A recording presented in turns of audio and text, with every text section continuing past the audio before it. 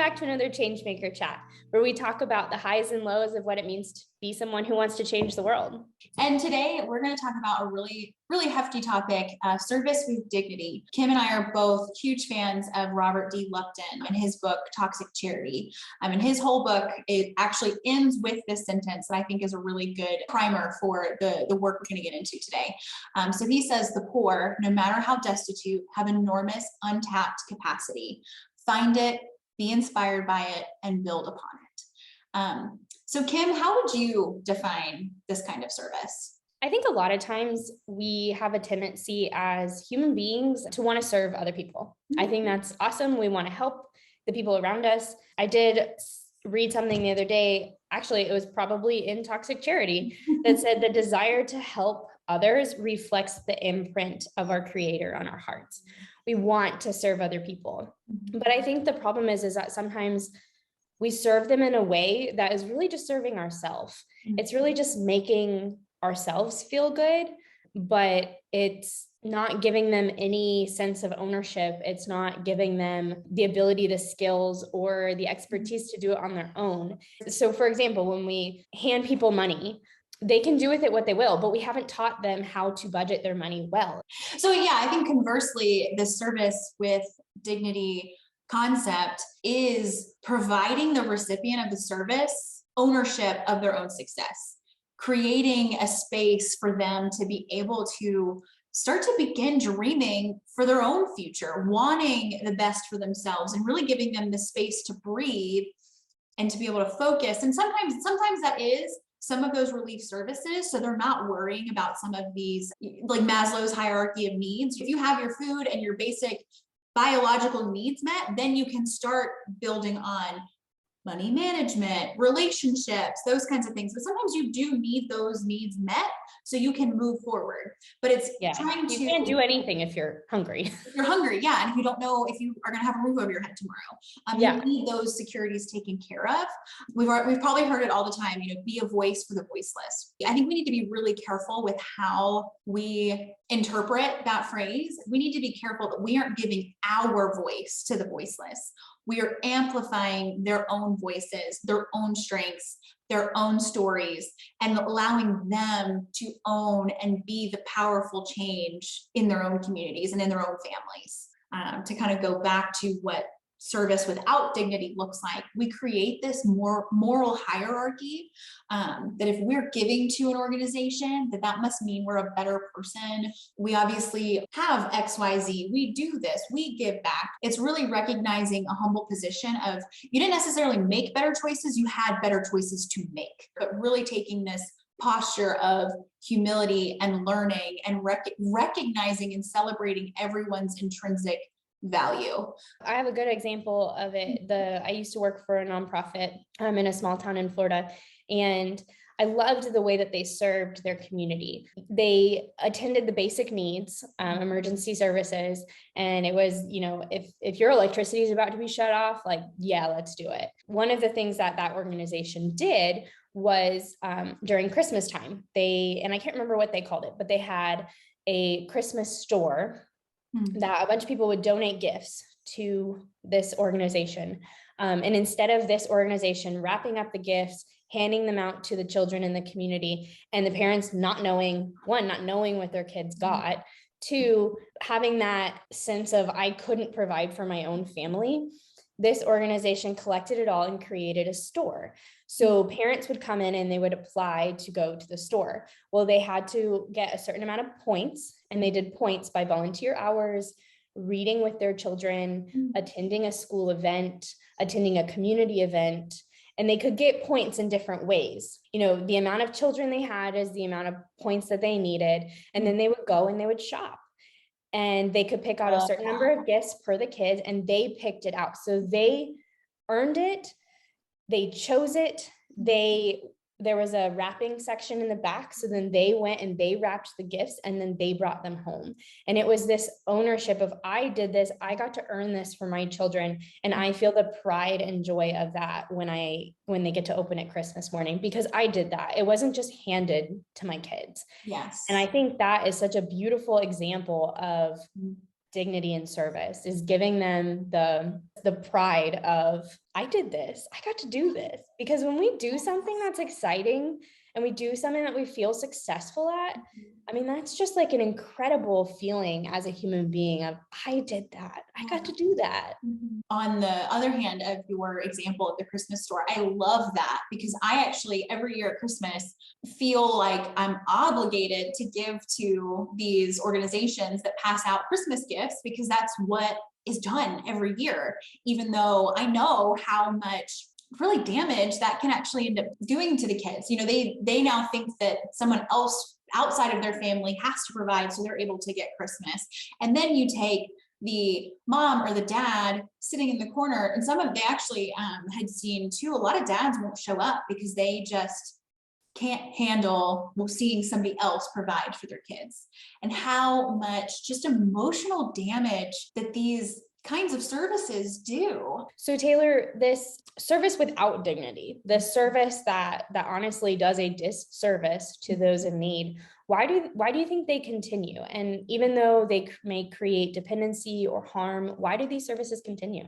And I think they exist because we've always done them. They just have always been that way. And I think for most people who aren't really understanding this concept of service with dignity, we all mean well. It's not that, man, these people who give Christmas gifts at Christmas time, they are the worst. Like, that's not true either, you know?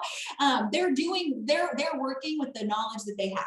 The knowledge that they have is they're giving Christmas to a kid. And so I think these services exist because there's a demand for them. People are familiar with this kind of, shoebox giving, Christmas gift giving, packing school supplies, they're just used to this. And it's something tangible that they can check off a box. But something that I really want to challenge people who are giving is are you giving to enhance the life of a child or a family, or are you giving to feel better about yourself? That's a very, very hard pill to swallow. Kim, do you have anything to add to that? One of the things that I have come to understand is you're right. We just really honestly don't know any better. This is what we've always done. And so I really want to challenge everyone, do your due diligence. Where is this going? And how do you know that it's getting to where you want it to go? Doing what you want. Have you researched the organization? Have you spoken to someone? Have you stepped foot and volunteered? Mm-hmm. Do your due diligence. Know what's happening. Yeah. Know where it's going. Yeah. Be an educated donor. And can I be really frank for a minute? We keep doing services like this because they make really good photo ops. It's a really great photo for your Instagram if you are giving a family a Christmas gift at the holidays, or hugging on an orphan in a third world country, or painting this wall that could have been painted by somebody in the community, and they could have hired somebody and it could have been better, but now we're going to send these high school kids every year to paint the same wall. But those make really good social media posts. And so I think a lot of times we are more apt to being generous when it's something that we can do more than just share our generosity, but share that we were generous. And so I do think that that's one component of why these services stick around. And point blank, there's demand for them. These services are going to stay because donors are giving to them. A couple of years ago, I lived in Peru for a couple months, and we were helping out at an orphanage there. Our job was to coordinate these short-term missions. And so this orphanage that we were at finally admitted to us that a lot of times they make up projects. They don't really need this to be done, but somebody's coming and we need to give them some sort of project to do. And I sat with these kids and I watched them cry every single time another group left. And then at the end of the summer, I had to leave too. And I was there for 2 months, which never felt like long enough. It was the first time I really felt the toxicity of short-term missions. It is hard to justify some of these short-term mission trips. And I think that to an extent, there is exposure. People are able to see what's going on. So then they now can become, and the more you become exposed to something that's happening, the more committed you are. So maybe you become a long-term donor.